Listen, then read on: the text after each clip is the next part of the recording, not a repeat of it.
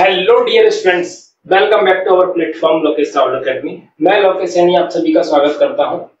देखिए, हमारा जो मैथ्स का क्लास 12 मैथ्स पार्ट 1 डिटरमिनेंट पढ़ रहे हैं। डिटरमिनेंट में हमने काफी कुछ पढ़ लिया, बहुत अच्छे से समझ लिया। बैक टू बैक आपको अच्छे से क्लासेस मिल रही हैं। ठीक है, तो आज हम टॉपिक किस पर पहुंच चुके हैं? एक्सरसाइज 4.3, जिसमें हमको क्या पढ़ना है? Area of triangle. Area of triangle हमको आज इसमें पढ़ना है। तो उम्मीद करता हूं मैं आप सभी लोगों से कि आप सभी लोगों ने प्रॉपर वे में एक अच्छी तरीके से सभी क्लासेस अटेंड की हैं। पूरी क्लासेस को आप देख कर आए हो। ठीक है, कॉपी पेन निकाल लीजिए, बुक अपने साथ अपने पास रखिए, जिससे कि क्वेश्चन को आप देख सको साथ के साथ। ठीक है, तो एरिया ऑफ ट्राइंगल में अभी तक आप सभी लोगों ने 12th से पहले तक एक ट्राइंगल है हमारे पास एबीसी। ठीक है, एक ट्राइंगल क्या है? हमको एबीसी हमारे पास एक ट्राइंगल है जिसके 3 साइड्स हैं। तो हमारे कोऑर्डिनेट्स मान लेते हैं इसके x1 y1, x2 y2 और x3 y3। पहले कॉन्सेप्ट को रिवाइज कर लेते हैं एक बार। तो एरिया ऑफ ट्राइंगल्स के काफी सारे फॉर्मूले पढ़ते हुए आ चुके हैं हम। अभी तक काफी सारे फॉर्मूले पढ़ लिए। जैसे पहला फॉर्मूला क्या होता है? 1/2 बेस इंटू हाइट। कब? जब बेस और हाइट गिवन में हो हमारे पास में, जब इस फॉर्मूले को लगाते हैं, जब बेस हो हमारे पास में। ठीक। दूसरा फॉर्मूला क्या होता है? जिसको हम क्या बोलते हैं? जिसको हम बोलते हैं हीरोन्स फॉर्मूला। ठीक है, क्या होता है वो? s s minus a s minus b s minus c। जब हमारे पास a b c साइड्स के लेंथ वगैरह गिवन हो, कि साइड्स a की साइड, b साइड और c साइड्स वगैरह गिवन में हो। और एक और तीसरा फॉर्मूला जो हम क्लास 10th के अंदर पढ़कर आते हैं, जब हमारे पास कोऑर्डिनेट्स गिवन में होते हैं, x1 y1 x2 y2 x3 y3, यानी कि ट्रायंगल्स के कोऑर्डिनेट्स गिवन में होते हैं, तो फॉर्मूला क्या बनता है? 1/2 x1 y2 minus y3 x2 y3 minus y1 और x3 y1 minus y2। एक ये फॉर्मूला बनता है। अब एक जो है फोर्थ फॉर्मूला, जो कि इसी का सिमिलर है, इसका सिमिलर है, वो इसी का क्या है? सिमिलर है। इसी को इसी में से बनाया गया है, जिसको हम यूज करते हैं डिटरमिनेंट में। किसमें यूज करते हैं? डिटरमिनेंट में, जिसको हमको आज पढ़ना है। वो है आपका फोर्थ फॉर्मूला। क्लास 12th में जिसको फॉलो करना है आपको। By using the determinants find the area of triangle whose coordinates are as it is x1 y1 x2 y2 x3 y3 इस तरीके से गिवन में होंगे। तब क्या होगा फॉर्मूला उसका? तो area of triangle 1/2 x1 x2 x3 y1 y2 y3 1 1 1। इस तरीके से डिटरमिनेंट को सॉल्व करेंगे तो हमारा एरिया ऑफ ट्रायंगल निकल करके आ जाएगा। ये है इसका फॉर्मूला, जिसको हमको अप्लाई करना है पूरी एक्सरसाइज 4.3 के सभी क्वेश्चंस पर ये अप्लाई होने वाला है। ठीक है, प्लीज टेक द स्क्रीनशॉट। और इन फॉर्मूलों का भी स्क्रीनशॉट ले लीजिएगा, जिनको नहीं पता है कि किस तरह के फॉर्मूले होते हैं। इसको बोलते हैं हीरोन्स फॉर्मूला। क्लास 9th के अंदर पढ़ते हैं इसको, हीरोन्स फॉर्मूला। ठीक है, ये 8th के अंदर आता है, ये 9th के अंदर है, ये 10th के अंदर है, ये 12th के अंदर है। सभी का एक फॉर्मेशन है, एक स्टेप है एक। तो प्लीज इसका स्क्रीनशॉट लीजिए। ये फॉर्मूला है जिसको हमको पढ़ना है, जिससे हमको एरिया ऑफ ट्रायंगल्स निकालने हैं। क्वेश्चंस गिवन हुए हैं। Please take the screenshot and move on question number first. Exercise के फर्स्ट क्वेश्चन की तरफ मूव करते हैं इसी के साथ। कोई डाउट क्वेरी होती है तो प्लीज मुझे कमेंट कर दीजिएगा, और वीडियो को लाइक करते हुए चलेंगे। सभी लोग वीडियो को लाइक वगैरह नहीं करते हो आपने, ये गलत बात है। ठीक है, ये बहुत ज्यादा गलत बात है, आप लोग वीडियो को लाइक नहीं करते। चलिए नेक्स्ट, अब हम फर्स्ट क्वेश्चन को डिस्कस करेंगे। कॉपी पेन निकाल लीजिए और एकदम संतुष्टि के हिसाब से वीडियो को देखते हुए चलेंगे। तो करते हैं श्री गणेश फर्स्ट क्वेश्चन से अपना। फर्स्ट क्वेश्चन में क्या है? 3 क्वेश्चन दिए फर्स्ट क्वेश्चन में, जिनके कोऑर्डिनेट्स है फर्स्ट क्वेश्चन के अंदर। फर्स्ट है 1,0 6,0 4,3। ये ट्रायंगल्स के कोऑर्डिनेट्स हैं। ठीक है, सेकंड को भी लिख देता हूं मैं 2,7। थर्ड को तुमको खुद करना है। ठीक है, सेकंड क्वेश्चन लिख दिए। इनका हमको एरिया ऑफ ट्रायंगल्स निकालना है। ये क्या? Sorry, area of triangle. यानी कि एरिया निकालना है हमको। ट्रायंगल्स के कोऑर्डिनेट्स दिए हुए हैं, ये एक ट्रायंगल है, ये दूसरा ट्रायंगल है, जिनके कोऑर्डिनेट्स हमको गिवन है, हमको इनका एरिया निकालना है। ठीक है, चलिए सॉल्व करते हैं। देखेंगे सबसे पहले आप देखो वीडियो को देखा करो, समझा करो, एनालाइज किया करो, क्वेश्चन को अच्छे से समझ गए, फिर क्वेश्चन को करना स्टार्ट कर दिया करो। ठीक है ना। अब देखो इसको करते हैं पहले क्वेश्चन को 1,0 6,0 4,3। हम इसको मान ले x1 y1 x2 y2 x3 y3। ठीक है, अब फॉर्मूला क्या था अपना 1/2 x1 x2 x3 y1 y2 y3 1 1 1। ठीक है, अब क्या करना है, x1 की जगह पर 1, x2 की जगह पर 6, x3 की जगह पर 4, y1 की जगह पर 0, y2 की जगह पर 0, y3 की जगह पर 3 1 1 और 1। अब इसको सॉल्व करना आपको सभी को अच्छी तरीके से आता है। हमने फर्स्ट एक्सरसाइज यानी फर्स्ट लेक्चर के अंदर ही इसको सॉल्व करना सीखा था कि डिटरमिनेंट को सॉल्व कैसे करते हैं। इसको सॉल्व करना हमने फर्स्ट लेसन के अंदर ही सीखा था, यानी कि आपके डिटरमिनेंट का जो फर्स्ट लेसन था, फर्स्ट लेक्चर था, उसके अंदर ही मैंने इनको बता दिया था कैसे सीख करते हैं इनको। और उम्मीद है आप सभी को बहुत अच्छे से आता होगा। फर्स्ट के अकॉर्डिंग सॉल्व करूं, पहली रो के अकॉर्डिंग सॉल्व कर रहा हूं मैं इसको। तो फर्स्ट 1 आएगा, फर्स्ट रो फर्स्ट कॉलम 0 1 3 1 0 1 3 0 1 3 1। ठीक है, अब क्या आएगा, अब 0 आएगा, माइनस का 0 है, 0 के भीतर कुछ भी लिखने की जरूरत नहीं है, क्योंकि बाहर 0 लग रहा है तो अंदर कुछ भी लिखने की जरूरत नहीं है, क्योंकि बाकी का सब कुछ 0 हो जाएगा। फर्स्ट पर आते हैं लास्ट वाले तो फर्स्ट रो थर्ड कॉलम 6 0 4 3 6 0 4 3। ठीक है,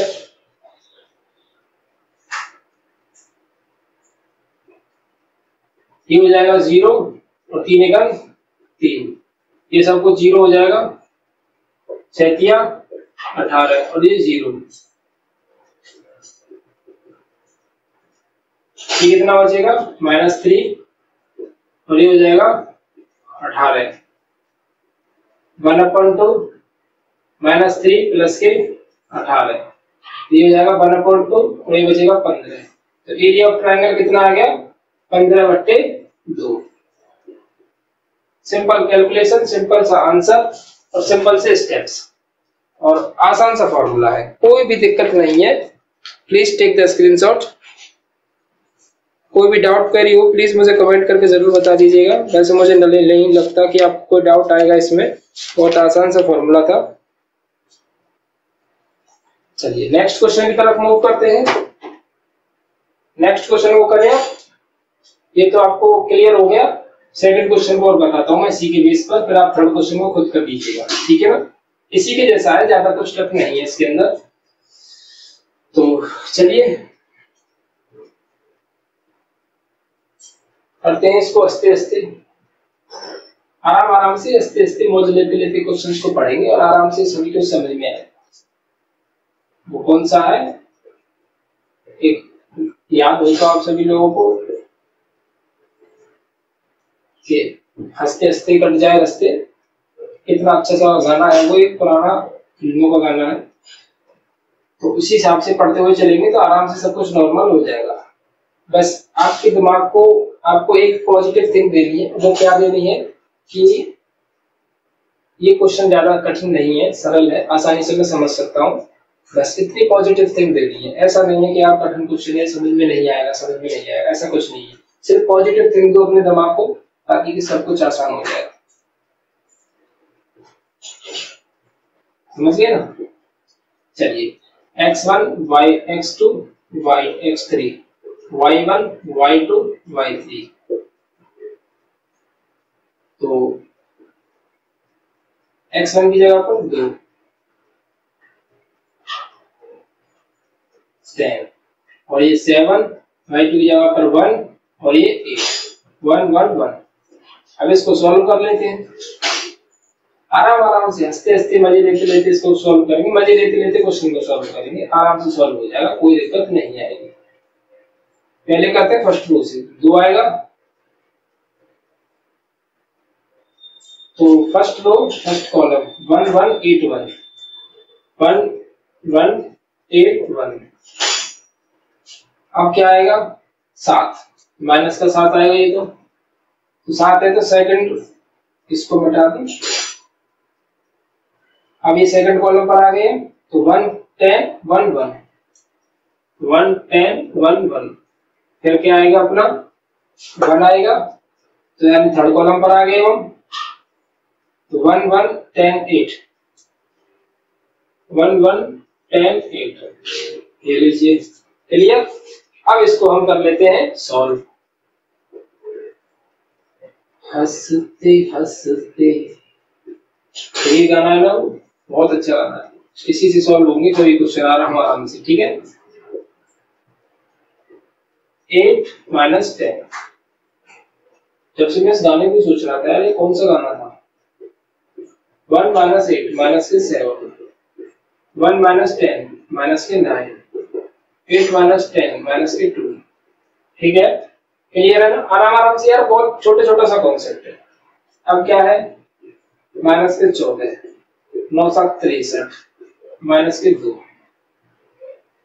1/2 ये हो जाएंगे 16 माइनस के 63। माइनस कीजिए इसको तो 63 में से प्लस के 63 है, 63 में से 16 को माइनस करते हैं, 13 में 6 के तो 7 और ये बचे 5 में से क्या तो 4। 47/2, 47/2 is your right answer. Please take the screenshot and move on question number 2. Third question इसका आप खुद कर लीजिएगा, इस इजी टाइप के कुछ कॉन्सेप्ट है। देखिए आपको इजी लग रहा है कि नहीं, आसान है यार, क्या है इसमें कुछ टफ है। चलिए अब एक नया कॉन्सेप्ट है, थोड़ा सा मतलब ज्यादा नया नहीं है, आप 10th में पढ़कर आए हो लेकिन आपको याद नहीं है, आपकी जो याददाश्त है वो बहुत कमजोर हो गई। आप बिल्कुल हनुमान जी की तरह हो, आपको अपनी तुम्हारी शक्तियां तुमको याद दिलानी पड़ती है, याद दिलाने के लिए कोई जामवंत की जरूरत पड़ती है, उसका रोल मैं प्ले कर रहा हूँ। ठीक है ना, आप लोगों के पास शक्तियां तो हैं लेकिन आप भूल गए हो, तो उनको याद दिलाने की मुझे जरूरत है। क्वेश्चन करना है so that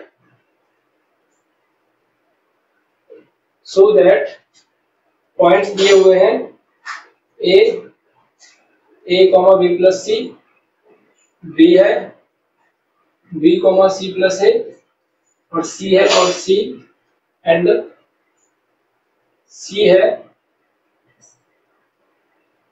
c comma a plus b are collinear. बहुत अच्छा कॉन्सेप्ट है कॉलिनियर का, मुझे बहुत अच्छा लगता है भाई।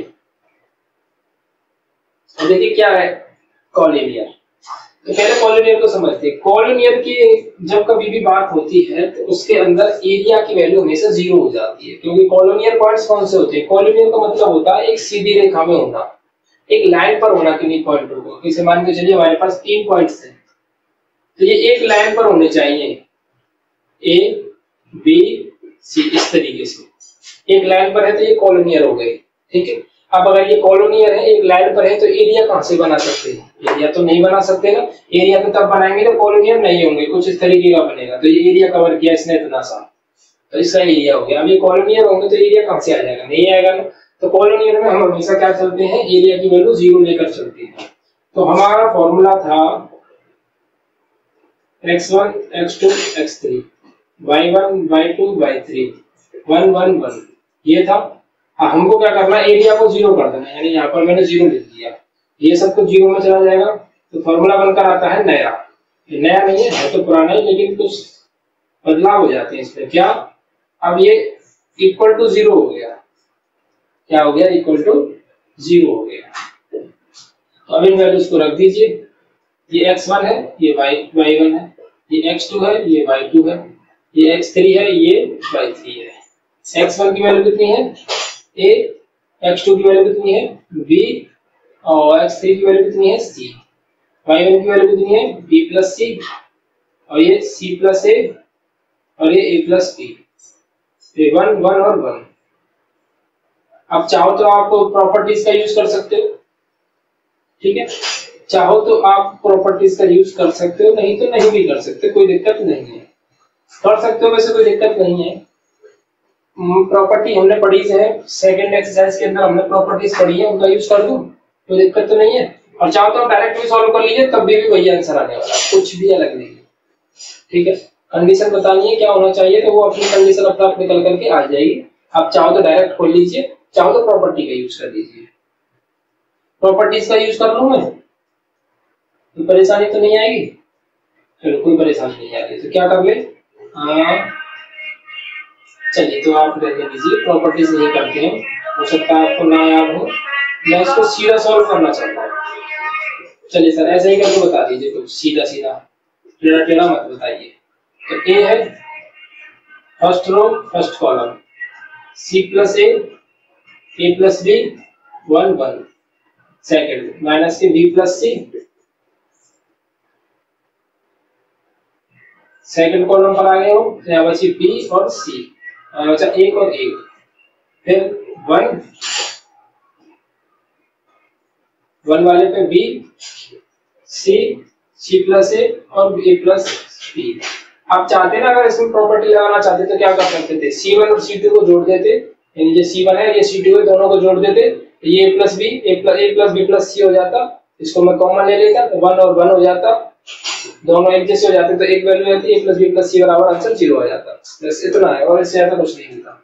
इसका answer A plus B plus C बराबर 0 ही आएगा शायद, अगर प्रॉपर्टी से सॉल्व करता तो। इसे सॉल्व करूंगा थोड़ा कैलकुलेटिव हो जाएगा, और क्या है, आंसर तो तब भी आएगा, ये हो जाएगा C plus A minus B, minus का मल्टीप्लाई करेंगे तब ये b माइनस सी, और इसको A B plus B square minus C square minus A C 0। अब क्या करना है, देखिए a से a कैंसिल हो जाएगा, c माइनस b बचा, c का गुणा कीजिए तो ए सी माइनस के ए बी, और ये हमको कॉलोनियर दिखाना है इसको, यानी कि कॉलोनियर दिखाने के लिए 0 लेकर के आना है हमको। ये क्या लिख रहा है, सो दैट करना आर कॉलोनियर, दिस पॉइंट्स आर कॉलोनियर, तो कॉलोनियर होने के लिए क्या होना चाहिए, इसका आंसर 0 आना चाहिए, तो 0 दिखाते हैं। फिर इसको क्या करना है, तो कर देते हैं। फिर क्या है, b plus C B minus C क्या हो जाएगा, b square minus C square, A B plus B square minus C square minus A C, और माइनस को मल्टीप्लाई कर दीजिए, देखिए ए सी से ए सी कैंसिल हो गया, ए बी से ए बी कैंसिल हो गया, माइनस का मल्टीप्लाई करोगे तो B square plus C square हो जाएगा, और ये B square minus C square, C square से सी स्क्वायर, बी स्क्वायर से B square, answer 0। So this points are collinear, collinear होंगे क्योंकि 0 आंसर आ चुका है। अब अगर इसमें प्रॉपर्टी लगा दे ना, तो देखो प्रॉपर्टी कैसे लगाते हैं, मैं C1 और C2 को जोड़ दूं, दोनों को C1 और प्लस C2 को जोड़ दूं, C1 change C1 plus C2, तो क्या होता, a प्लस बी प्लस सी हो जाता, a प्लस बी प्लस सी हो जाता, a प्लस बी प्लस सी हो जाता, और ये b plus c plus a plus B 1 1 1, इसमें से a plus B plus c common आता, ठीक है, तो यहाँ क्या बचता, 1 1 1 b plus c plus a plus B 1 1 1। अब किसी भी डिटरमिनेंट के अंदर अगर दो कॉलम या दो रो एक जैसे हो जाते हैं तो उसकी वैल्यू कितनी हो जाती है, 0, तो a plus B plus c into क्या हो जाता है, 0, तो आंसर कितना आ जाता है, 0। चाहो तो आप ऐसे भी कर सकते हो और या फिर ऐसे भी कर सकते हो, आंसर दोनों से ही एक जैसा आएगा, वो थोड़ा कैलकुलेटिव हो जाएगा, इसके लिए आपको प्रॉपर्टी याद रखनी पड़ेगी, वैसे इतना है। वैसे मेरे हिसाब से तो प्रॉपर्टी याद रखोगे तो ज्यादा बेहतर है, जल्दी सॉल्व कर पाओगे। प्लीज इसका स्क्रीनशॉट लीजिए, फिर चलते हैं थर्ड क्वेश्चन की तरफ। क्वेश्चन था ना मजेदार एकदम, कॉलोनियर आ जाए तभी समझ जाओ कि करना क्या है, 0 दिखाना है या फिर 0 लेकर चलना है, 0 लेकर चलना है तो 0 बराबर लेकर के आना है, a की वैल्यू निकालते हैं कभी कभी, कभी कभी a की वैल्यू निकालते हैं, कभी कभी x की वैल्यू निकालते हैं कॉलोनियर में, यही चीजें पूछता है ज्यादातर। तो ऐसे थर्ड क्वेश्चन है, find the value of k if triangle, area of triangle 4 square, 4 unit दिया हुआ है, एरिया ऑफ ट्रायंगल दे रखा है 4, 4 स्क्वायर,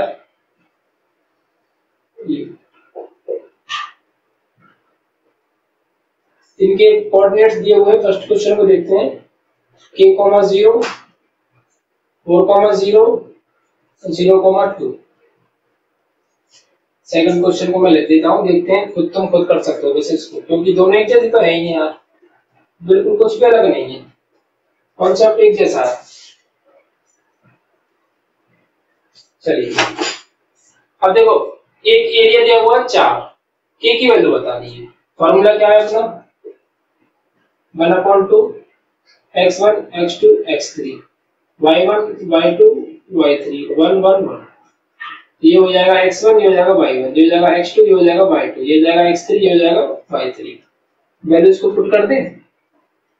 a की वैल्यू कितनी है 4, x1 की वैल्यू k, x2 की वैल्यू 4, x3 की वैल्यू 0, y1 की वैल्यू 0, x2 की वैल्यू, y2 की वैल्यू 0, y3 की वैल्यू 2, एक एक एक एक और एक, 4 दूनी कितना हो जाएगा 8। इसको सॉल्व कर ले, फर्स्ट रो के अकॉर्डिंग सॉल्व कर दो। के 0, थोड़ा बड़ा बड़ा लिखो यार, के ये हो जाएगा 0 2 1 1, फिर माइनस के 0 आएगा, तो 0 वाले में तो लिखता नहीं हूँ मुझे, तुम्हें पता है तुमको कि 0 वाला जब आता है तो मैं उसको नहीं लिखता, क्योंकि 0 वाले में लिखने से कोई फायदा नहीं है। अब थर्ड पर आ चुके हैं, 4 0 0 2 बचा, 4 0 0 2 बचा, ये जाएगा 0, ये हो जाएगा माइनस का 2, ये तो 0 है, ये प्लस वाले पर आते हैं, 4 दूनी 8। अब ये क्या हो गया,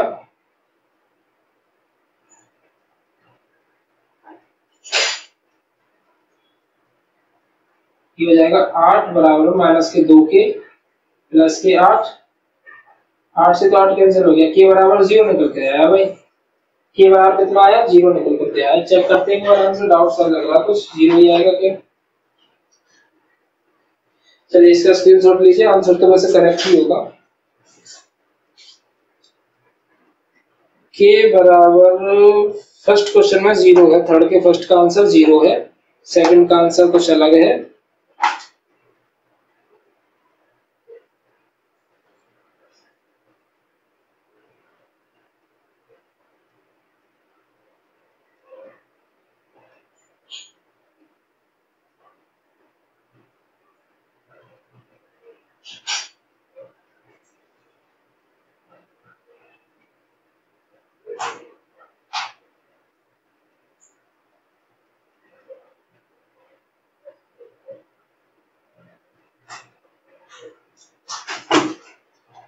चलिए सेकंड क्वेश्चन को अब आप खुद कर लीजिएगा, सेम एज क्वेश्चन इसी के जैसा है। करना क्या है इसमें यार, यही तो है सब कुछ, एरिया है,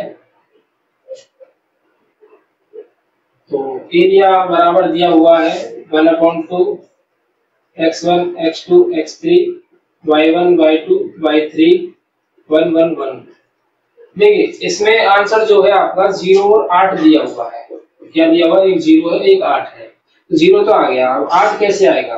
8 के लिए देखो क्या करना था, प्लस माइनस के रखना था इसको, जैसे 4 दूनी प्लस माइनस के 8 होगा, अगर प्लस के लूंगा तो 0 हो जाएगा, माइनस के लूंगा तो इसका आंसर 8 आ जाएगा। लेकिन एरिया कभी माइनस में होता नहीं है, इस वजह से मैंने इसको प्लस में ही लिया है, माइनस में वैल्यूज को नहीं लेते एरिया को। एरिया कभी माइनस में सुना है आपने, नहीं ना, एरिया ना डिस्टेंस माइनस में नहीं होती है, ठीक है।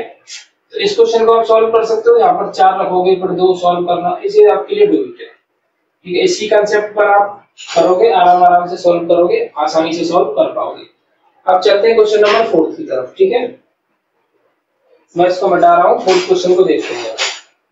सेम कंसेप्ट था इसलिए मैं नहीं कराया इस क्वेश्चन को, ठीक है। नहीं तो मैं बेसिकली सभी क्वेश्चंस को करा के चलता हूँ, मैं नहीं छोड़ता हूँ आपके लिए कुछ भी, पर उन क्वेश्चंस को ज्यादा छोड़ता हूँ जो सेम होते हैं बिल्कुल।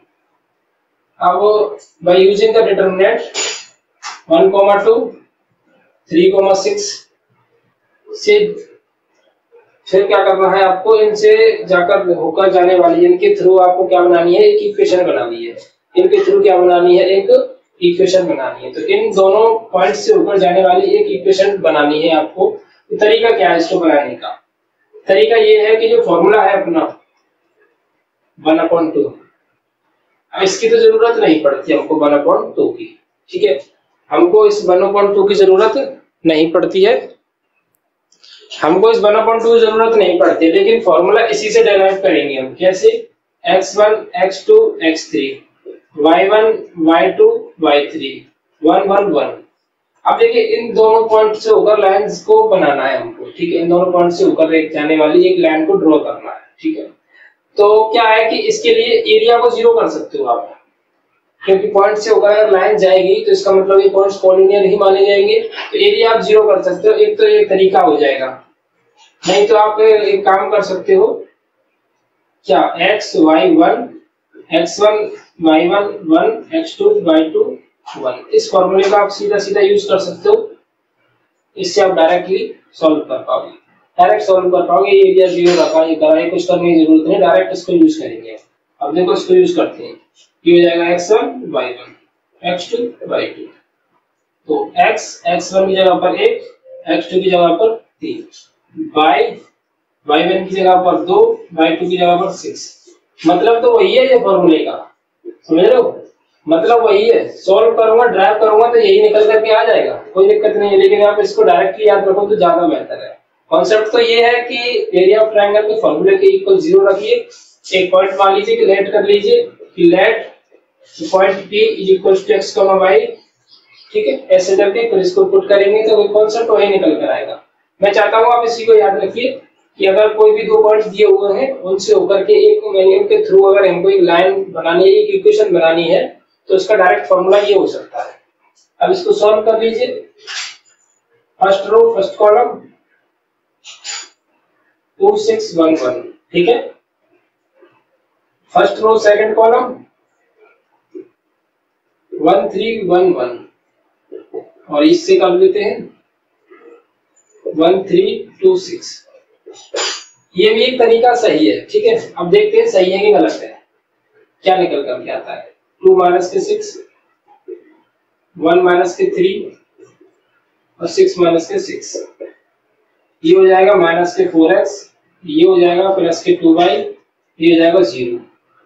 तो आप चाहो तो इसमें से माइनस कॉमन ले सकते हो, माइनस के 2 कॉमन ले सकते हो, तो ये हो जाएगा 2x माइनस के y इज इक्वल टू 0, तो 2x बराबर y। ये आपकी इक्वेशन निकल करके आई है। चेक करते हैं इसको, क्या है ये सही है गलत है। y बराबर 2x, एकदम करेक्ट आंसर निकल कर आया है, एकदम करेक्ट। तो आप इस फॉर्मूले का यूज कीजिएगा, 100 नहीं 1000% करेक्ट है। मैंने इसको ड्राइव नहीं किया था, मैंने डायरेक्टली जब याद था उसको लिख दिया है, काफी दिनों पहले पढ़ा था। तो अगर कोई भी दो पॉइंट्स दिए हुए हैं आपको, उससे थ्रू अगर आपको एक इक्वेशन बनानी है बाय यूजिंग द डिटरमिनेंट, तो ये फॉर्मूला आपका काम का है।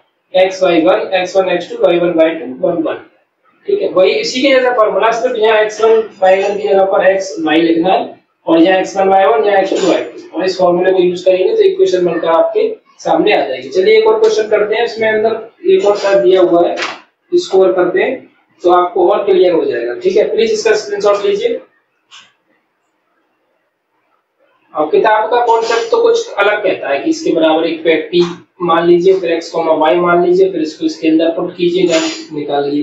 तो कॉन्सेप्ट तो वही घूम घाम कर, मतलब 2-4 स्टेप बढ़ा करके यहीं पर आके टिक जाएगा, यहीं पर आके टिक जाएगा। लेकिन मैं चाहता हूं कि आप स्टेप ना बढ़ाओ, डायरेक्टली इस फॉर्मूले का यूज करो, ठीक है। मैं अब तो लाइक कर दो यार वीडियो को, अभी भी नहीं करोगे, गलत बात है। आप देखो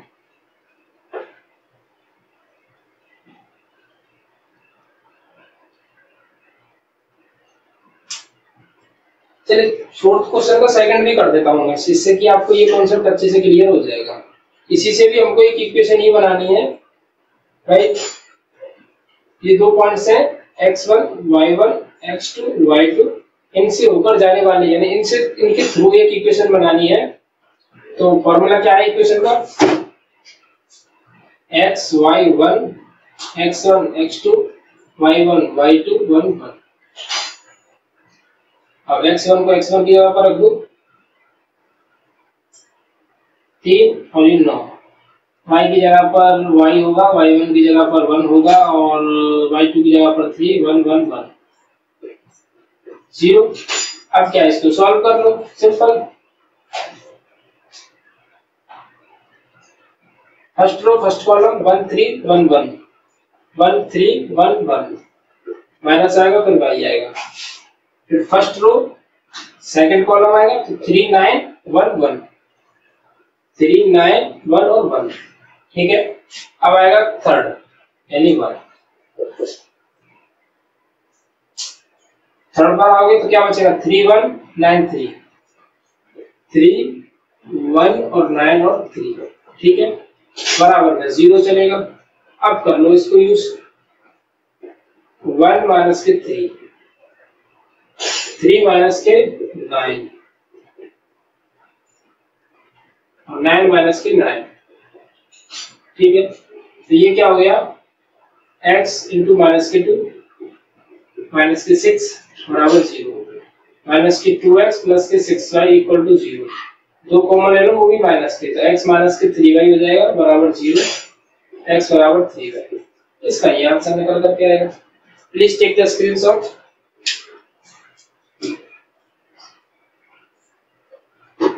स्क्रीनशॉट ले लीजिए या नोट कर लीजिए, फिर चलते हैं।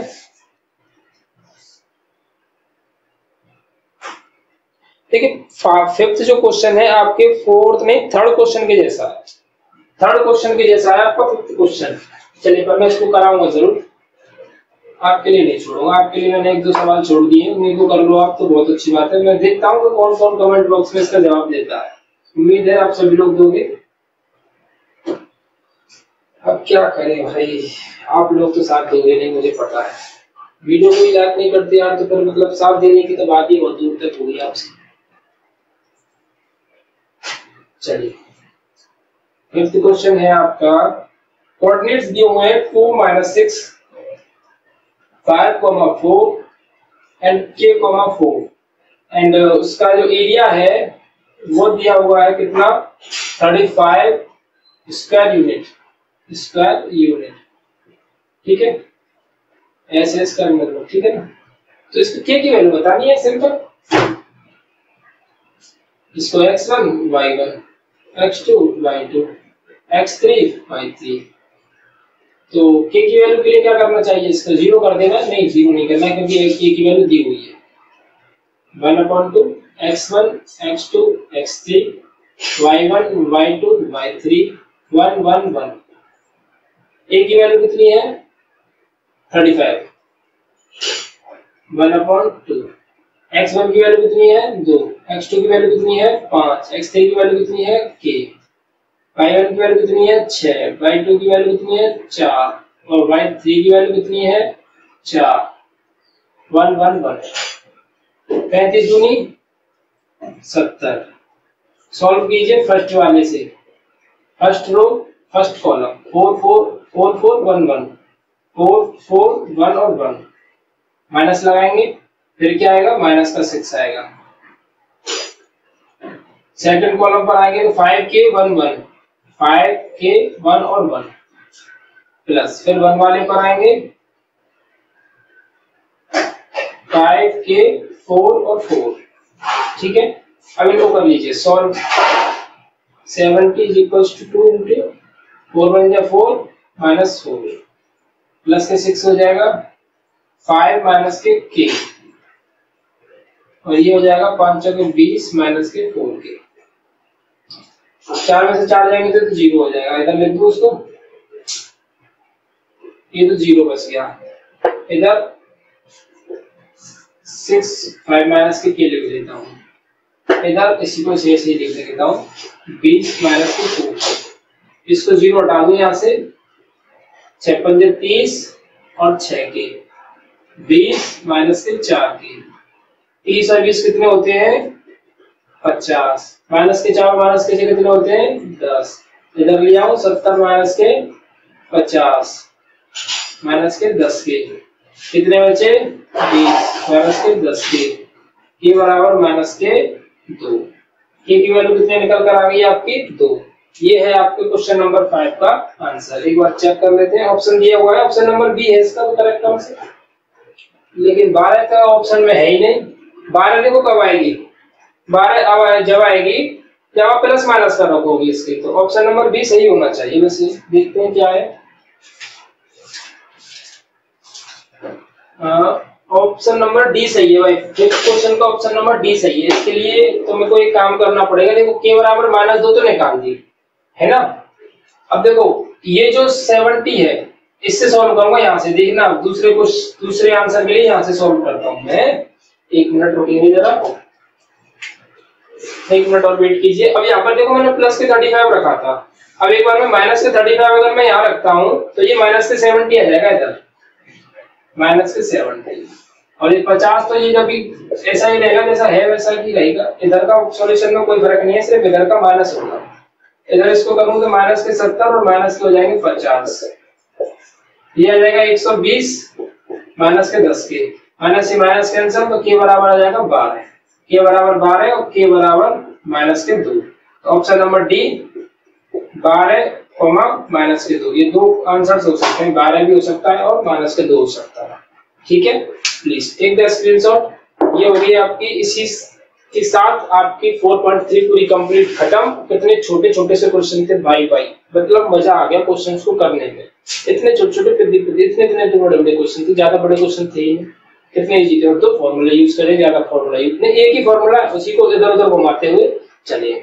प्लीज इसका स्क्रीनशॉट ले लीजिए और मिलते हैं अगले वीडियो में आप सभी लोगों से 4.4 के साथ। और वीडियो को लाइक करना मतलब भूलना मत ना यार, बार बार आपसे यही कहना, वीडियो को लाइक करना मत भूलना और चैनल पर नए हो तो चैनल को सब्सक्राइब कर लीजिएगा।